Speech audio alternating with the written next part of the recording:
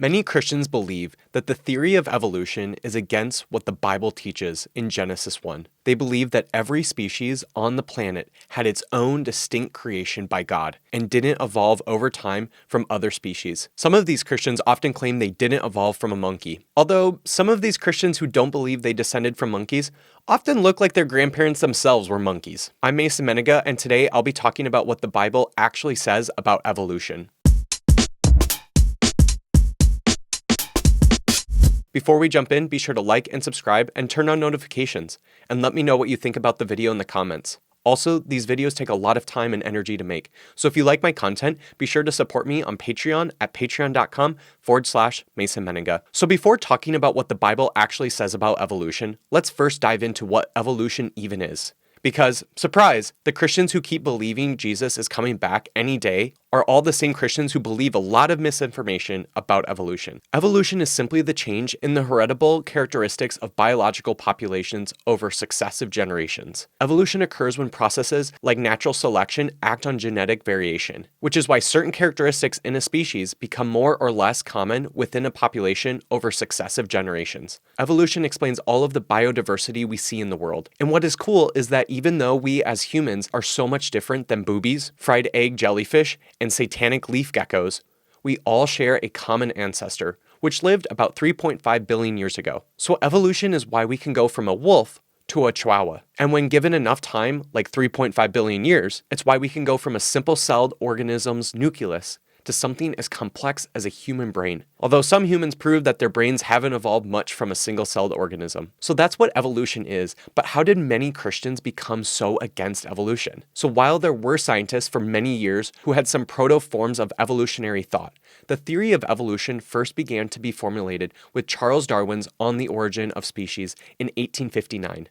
Where he proposed the theory of natural selection, which laid the groundwork for the theory of evolution. While many Christians who do not believe in evolution may think Christians were immediately opposed to Darwin's theory, that was simply not the case at all. Many Christians did not think evolution was at all opposed to Christian beliefs about creation. At the time, biblical criticism in Christian academic institutions was popular, and this filtered down to the common Christian parishioner. So at the time, many Christians thought the theory of evolution was completely compatible with the Bible, because many did not interpret the Bible literally. It wasn't until the rise of Christian fundamentalism in America, many years later, in the early 1900s, when Christians began opposing the theory of evolution. This all came to a head during the Scopes monkey trial, in which a high school teacher had taught evolution despite being illegal to teach. The entire trial was staged, and while the teacher was technically found guilty, the trial was a media sensation, and it shined a negative light on the Christian fundamentalists as backwards and anti-science people. This likely made these Christian fundamentalists dig their heels more in being anti-evolution. So many Christians not believing in evolution has continued over the last 100 years, with organizations like Answers in Genesis and the Creation Museum remaining popular among Christians today in America. So what does the Bible say about evolution? Well, not anything, because the theory of evolution came about far after the Bible was created. Yet many Christians believe that the creation account in Genesis 1 is a clear indictment against evolution. So let's dive deeper into what the Bible actually says in the creation account, and if this is incompatible with evolution. So the Bible starts off with God creating the heavens and the earth. God then creates light, and then the sea, then land and plants, then celestial bodies, then birds and fish, and then finally land animals and humans. So Christians who don't believe in evolution would claim that when God created the world and the things in the world, each thing was created completely independently from each other. So they believe that when God created birds, bang, birds just magically appeared. Or when God created humans, bang, humans just magically appeared. And humans might be disappearing just as fast as we appeared if creationists keep voting for Republican politicians. So in contrast, evolution, if you remember, claims that each species slowly changed over time into new species. There wasn't a sudden creation of each new species that was completely independent. Christians who don't believe in evolution interpret the 6 days of creation as each created thing being created miraculously out of thin air. So that is precisely the issue creationists have with evolution, because evolution proposes that the biodiversity we see in the world is a result of slow changes over time from one species to another. But why do Christians who don't believe in evolution interpret the Bible this way? How should the Genesis 1 creation story be interpreted? Well, one of the best ways to figure out how something should be interpreted is learning about its genre. You wouldn't watch Dumb and Dumber and think two men being absolute idiots is literal. Okay, maybe that's not the best example. You wouldn't read Harry Potter because you're a good Christian youth group kid, right? But if you did, you wouldn't interpret it as a book series about how to do magic, because that's not its genre. So that means knowing what the genre of Genesis 1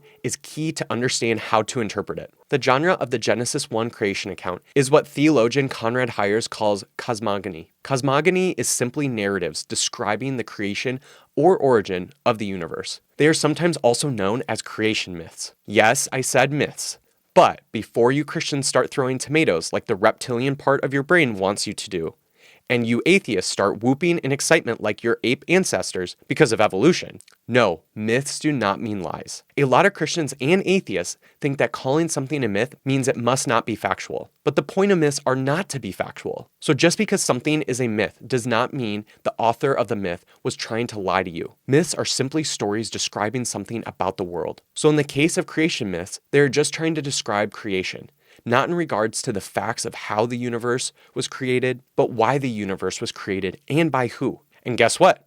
The Genesis 1 creation myth is not the only creation myth that exists. In fact, there were many creation myths that came far before the Genesis 1 creation myth. So if the genre of Genesis 1 is a creation myth, then that means it is not meant to be interpreted literally. So interpreting it literally, like many Christians who do not believe in evolution do, is interpreting it incorrectly. So how should Christians interpret Genesis 1 if its genre is a creation myth? Well, since creation myths are trying to describe why the universe was created and who created the universe, there are many different ways we can interpret those questions. My interpretation of those questions from Genesis 1 is first, that the universe was created because God wanted a creation to love and be in relationship with. I know many parents who have children because they want to create a child or children to love and be in relationship with. I would imagine because Genesis says humans are created in the image of God and that creating other humans to love and be in relationship with is something that we as humans often do, then God really loves to create creation to be in relationship with. I also interpret Genesis 1 to answer the question about who created the universe as a God who clearly loves creating. Many Christians who don't believe in evolution often think that God created until the sixth day and hasn't been creating since. But what I love about evolution is that it implies God has been creating since the beginning and continues to create today. There are still new species that form, and I believe that is a testament to God still loving to create to this very day. So let me tell you something. Earlier, I said that the Bible doesn't talk about evolution.